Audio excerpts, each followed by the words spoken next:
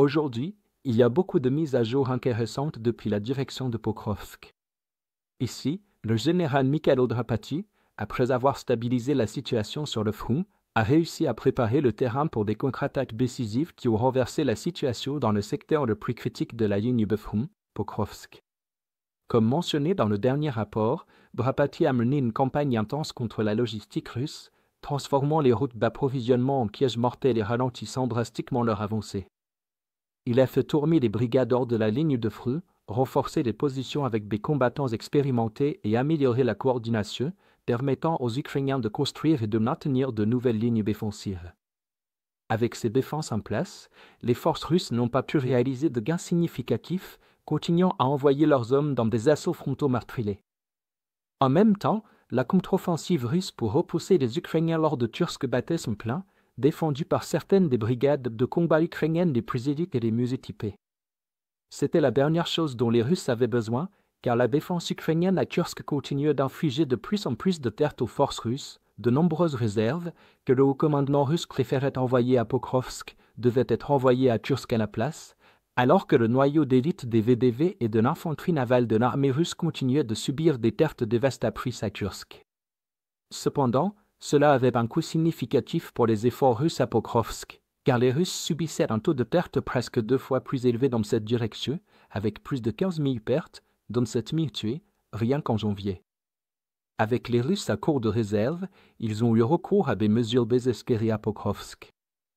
Les Russes ont commencé à envoyer les blessés sur les positions de première ligne dans des opérations d'assaut actives de plus en plus fréquemment.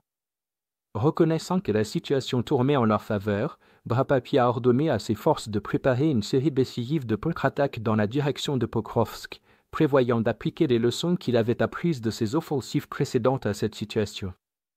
Début 2022, Drapati a été nommé commandant adjoint du commandement opérationnel Sud, où ses forces ont arrêté l'avancée russe de Kherson vers Kryvyi-Rih et stabilisé le front jusqu'à ce que l'Ukraine rassemble des réserves pour une contre-offensive, tout comme il l'a fait plus tard à Pokrovsk.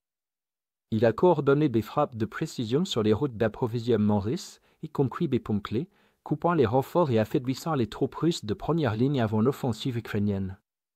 Lors de la contre-offensive de Kherson en 2022, Drapati a mené l'avancée principale ukrainienne vers la ville, identifiant les points faibles dans les lignes russes et déployant des unités blindées rapides dans des tactiques de percée éclair en profondeur derrière les positions ennemies.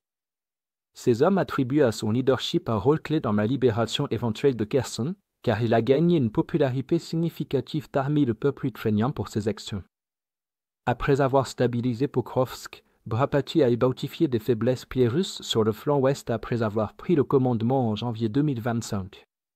Comme à Kherson, il a ordonné une campagne massive de frappe logistique, mais cette fois en utilisant une quantité massive de drones qu'il n'avait pas à Kherson. À cause de cela, les lignes d'approvisionnement russes se sont effondrées, utilisant de plus en plus des chevaux, des âmes et des chameaux, allant même jusqu'à menotter leurs soldats ensemble pour éviter les désertieux, tout en encassant les trocs dans des pick-up pour maintenir un rythme d'assaut insoutenable. Par la suite, il a déployé des tactiques d'assaut éclair avec des unités d'assaut mécanisées pour frapper aux points les plus faibles des défenses russes, près de Kotyn, Tishchan et Uspenivka, grignotant les défenses russes. Après ces opérations réussies, il a ordonné des contre-attaques plus importantes pour nettoyer les positions russes fragmentées, reprenant plusieurs établissements et fortifications clés pour renforcer la défense de Pokrovsk. Cela a permis aux forces ukrainiennes de reprendre efficacement des territoires perdus dans la direction de Pokrovsk pour la première fois en plus d'1 an et demi de défense constante. Ce qui est encore plus significatif, c'est que les contre-attaques ont restauré le contrôle sur les parties les plus importantes et bien fortifiées de la ligne de défense devant Pokrovsk, repoussant les Russes dans les champs vides.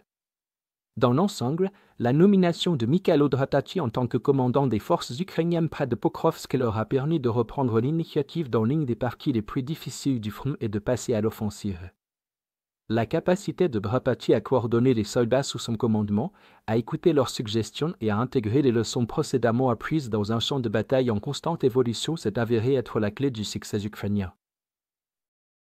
Enfin, notre vente de printemps se termine dans quelques heures seulement. C'est la meilleure opportunité de soutenir notre reportage indépendant sur l'Ukraine tout en bénéficiant d'une réduction exceptionnelle de 40% sur votre abonnement. Comme vous le savez, Cette vente intervient à un moment particulièrement difficile pour l'Ukraine. C'est pourquoi votre soutien est plus important que jamais. En vous abonnant, vous soutenez non seulement nos efforts, mais vous accédez également à nos analyses exclusives, à des aperçus complets de tous les fronts et à des vidéos sur la géopolitique stratégique. Si vous souhaitiez nous soutenir mais n'en aviez pas encore eu l'occasion, c'est le moment idéal pour faire la différence. Consultez le lien dans la description pour rejoindre notre cause et devenir un membre exclusif de notre communauté.